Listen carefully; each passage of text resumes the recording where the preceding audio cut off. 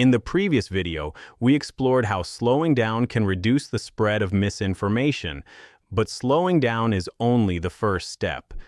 Once we pause, the next question becomes, how do we evaluate what we're seeing?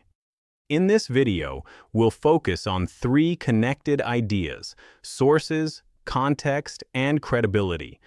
Media literacy is not about trusting everything, and it's not about trusting nothing. It's about developing reasonable standards for evaluating information. Let's begin with sources. A source is simply where information comes from, but not all sources function in the same way.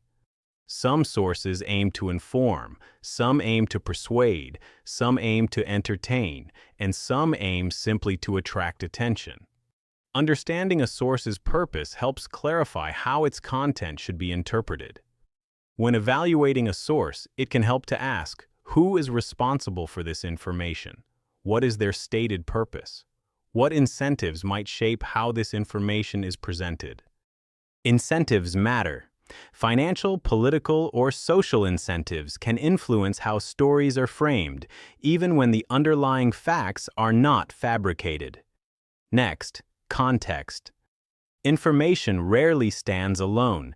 Headlines, quotes, statistics, and images often appear without the broader circumstances that give them meaning. A statement can be technically accurate but misleading when removed from context. Numbers can sound dramatic without comparison. Images can create impressions that don't match the full situation. Context helps answer questions like, what happened before this? What happened after? What details might change how this is understood? Without context, even accurate information can produce distorted conclusions. Now let's turn to credibility. Credibility is not a binary category. It is not simply true or false. It exists on a spectrum.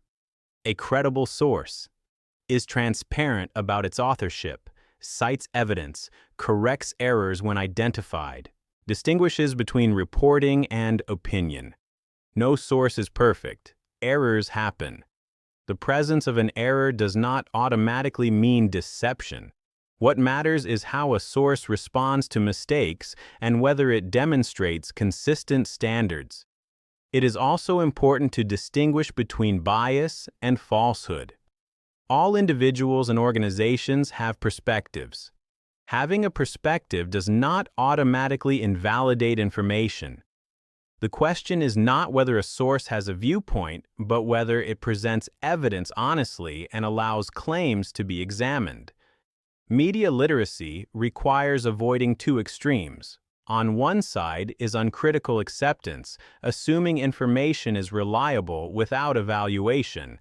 On the other side is total cynicism, assuming all information is unreliable and that no source can be trusted. Both extremes undermine shared understanding.